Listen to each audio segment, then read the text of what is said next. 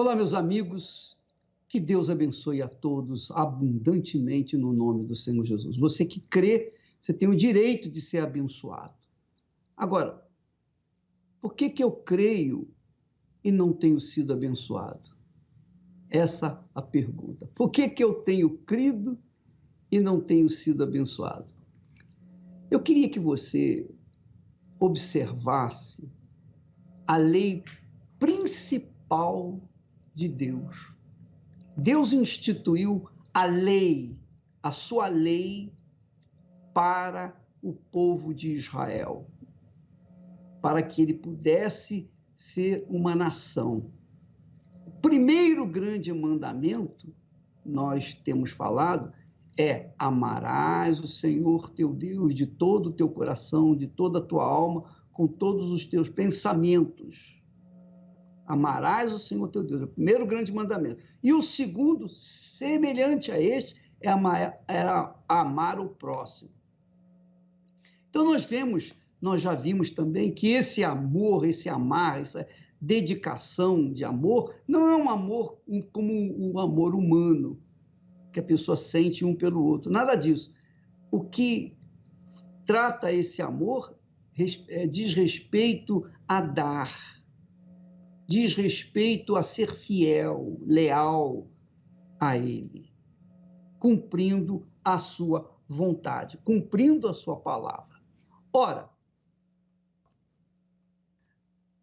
quando nós tratamos de amor entre nós e Deus, quando Deus trata, melhor dizendo, amor que Ele requer de nós, esse amor envolve o dar, é a oferta, são os dízimos, as primícias que Deus requer de nós. Aí a pessoa diz assim: mas o bispo, francamente, o senhor sabe que Deus não precisa de dinheiro. Então como é que a Bíblia fala em dar, ofertas, dízimos? Como é que pode? Se Deus é dono de tudo, do ouro, da prata, para que Ele pede da gente, que já tem tão pouco, os dízimos e as ofertas? É uma pergunta muito boa, que eu tenho prazer em responder para você. Deus não precisa de dízimo, nem oferta, não precisa de nada. Ele não precisa de mim, nem de você, não precisa de ninguém. Ele é Deus. Com você ou sem você, Ele é Deus. Comigo ou semigo, Ele é Deus. Ele não precisa de nada. Porém, Deus instituiu uma lei, a lei do dar e receber. Porque Ele mesmo iria fazer isso quando enviou o Senhor Jesus para nos salvar. Aquele texto que diz que Deus amou ao mundo de tal maneira que deu o seu Filho para que todo aquele que cresce, então, pudesse ser salvo. Então, minha amiga, Deus instituiu as ofertas, os dízimos, o dar, porque Ele mesmo viria fazer isso. E Ele tem feito isso. Ele nos tem dado o melhor dele. O melhor. Então, porque Ele é assim, o caráter dele é o caráter de dar, Ele também colocou naqueles que creem nele o mesmo proceder, o mesmo comportamento, o mesmo sentimento. Então, quando uma pessoa vive uma vida irrisória, ela crê em Deus, mas a sua vida não condiz com a sua crença, é porque ela não entregou a sua vida para Ele. Ela crê como os demônios e o diabo também creem em Deus. Eles creem, mas não deixam de ser demônios, não deixam de ir para o inferno, não deixam de ser condenados. Então, nós temos o direito, o privilégio, o poder, a autoridade de crer em Deus de acordo com Deus, de acordo com a sua vontade, oferecendo a nossa vida. Então, a nossa vida no altar é uma oferta que Deus avalia pelo nosso sentimento. A nossa oferta, a nossa entrega no altar reflete o que está dentro de nós. Então, muitas pessoas fazem meia boca, creem meia boca, de meia boca, porque essas pessoas dão uma parte de si mesmo para Deus. Mas lá fora, elas vivem a vida de acordo com a vontade delas. Elas não entregam a vida para Deus. Então, são pessoas que na igreja têm um comportamento, fora da igreja elas têm outro comportamento.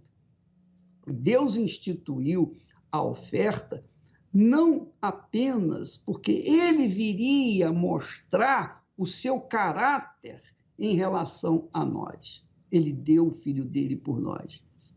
Então, ele, quando pede a oferta, os dízimos, ele está provando o que há dentro de nós. Aliás, não é provando para ele mesmo, não. Ele está provando o nosso ser. Ele está sendo ou permitindo que nós venhamos provar para nós mesmos o que nós somos em relação a ele.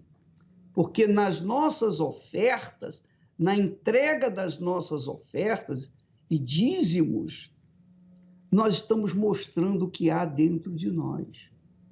Por exemplo, eu lembro que antigamente eu era dizimista e eu dava o dízimo depois que eu pagava as minhas contas todas, aí eu devolvia os meus dízimos. E a minha vida era pífia, era miserável, era insignificante, mesmo crendo, mesmo tendo sido batizado com o Espírito Santo. Mas a minha vida econômica, a minha vida pessoal, era um caos.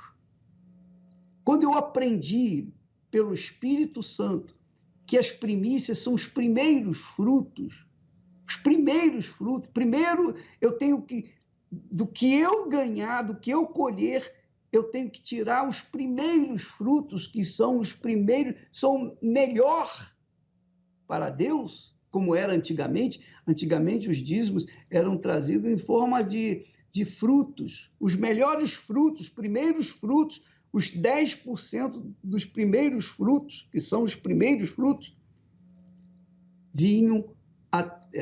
eram trazidos até o tabernáculo e depois até o templo. Isso aconteceu desde a época de Moisés. Mas antes de Moisés, muitos e muitos anos antes de Moisés, centenas de anos antes de Moisés, veio Abraão, que não tinha lei, que não tinha recebido a lei. O relacionamento de Abraão com Deus era, digamos assim, perfeito. Porque ele, Abraão, que não tinha a lei e os 10 mandamentos, não tinha nenhuma obrigação, ele não sabia de nada, mas ele foi fiel nos dízimos. Ele era fiel nos dízimos. Quer dizer, antes da lei de Moisés, Abraão já era dizimista. Depois veio a lei e Deus falou através do profeta Malaquias. Nós vamos ler agora o texto. Ele mesmo disse, o próprio Deus falando, roubará o homem a Deus? Todavia vós me roubais e dizeis, em que te roubamos? Nos dízimos e nas ofertas. Com maldição sois amaldiçoados, porque a mim me roubais. Sim, toda esta nação. Então você vê que as nações têm prejuízos enormes, extraordinários. Gastam o dinheiro, os impostos, com coisas que não deveriam gastar. Os povos vivem com um problema sério de fome, normalmente. Mais de 10% passa fome neste mundo. Mas o mundo é perfeito, Ele foi criado perfeito. Não é perfeito agora, mas ele foi criado perfeito. Deus deu tudo para o mundo. Antes de trazer o homem ao mundo, ele fez um jardim. Ele deu tudo que nós precisamos. Frutas, o sol, a lua para iluminar a noite, o sol para iluminar o dia, o ar que nós respiramos, tudo é dado por Deus. Então, quando ele dá tudo para nós, ele mostra que ele é o único Senhor. E quando ele pede os dízimos e as ofertas, ele está apenas querendo que nós provemos para nós mesmos e para ele que nós o amamos. Porque o dar, a palavra dar, amar, quando Deus fala amarás o Senhor teu Deus de todo o teu coração, etc., esse amar aí, esse amor aí, ele envolve uma palavra hebraica, uma raiz que traduz no dar. No dar. Tanto é que em João 3,16, Deus, está escrito, Deus amou o mundo de tal maneira que deu o seu Filho para que todo aquele que nele crê não pereça, mas tenha a vida eterna. Quer dizer, Deus amou de tal forma que deu. Quer dizer, há uma ligação entre amar e dar. Então, quando Deus cobra os dízimos, as primícias e as ofertas, pede os dízimos, as primícias são uma obrigação da gente, que é a obrigação que nós temos para com ele, honrá-lo, considerá-lo como nosso primeiro na nossa vida. Então, por isso, ele exige as primícias. Se ele é o primeiro em minha vida, então as primícias da minha renda, da minha vida, tem que ser dele. E fazendo isso, eu estou honrando-o, eu estou considerando-o na minha vida como meu Senhor. Ele é Senhor e eu sou servo. Então, ele me dá o melhor. E do melhor que ele me dá, então eu devolvo as primícias, que são os primeiros 10%. Quando eu aprendi isso pelo Espírito Santo, então a minha vida se transformou. Porque mesmo sendo batizado com o Espírito Santo, minha vida econômica era horrorosa. Eu vendia o almoço para comer o jantar, mais ou menos isso. Mas Deus me honrou quando ele me revelou que não é, o dízimo são 10%, mas são os primeiros 10%. Os primeiros 10%. Em outras palavras, não adiantava eu pegar os primeiros 10% e me servir e pagar as minhas contas e pegar os 90% restantes e colocar na igreja, não serviria, não é dízimo, Deus não aceita. Dízimos são os primeiros 10%, as primícias, os primeiros frutos. Então você pode pegar os primeiros frutos e gastar consigo ou com sua família e pegar os 90% restantes e colocar no altar, Deus não aceita. Você vai continuar sendo ladrão ou ladra diante de Deus. E, portanto, amaldiçoada ou amaldiçoado. Não é ele que amaldiçoa, não. Quem amaldiçoa é o devorador, que se sente no direito de se assenhorar da vida daqueles que são ladrões, aqueles que são roubadores, aqueles que fazem desobedecer a palavra de Deus. Então, Deus não pune ninguém por não ser dizimista. Não, ele não vai te punir por você não ser dizimista, não, de forma nenhuma. Mas o devorador vai consumir toda a sua renda. Ele vai destruir tudo que você tem. Por quê? Porque você não considera o Deus de Abraão, o Deus de Isaac, o Deus de Israel como Senhor na sua vida. O Criador não é o Senhor da sua vida. Então, você passa a ser maldito por conta dessa falta, dessa falha, desse pecado de não devolver a Deus o que é de Deus. Muito interessante. Jesus também falou sobre os dízimos. Jesus também falou, quer dizer, antes de Moisés, centenas de anos antes de Moisés, Abraão pagou o dízimo, ou devolveu os dízimos a Melquisedeque. Depois vieram as leis e então veio Jesus. Olha só o que Jesus diz.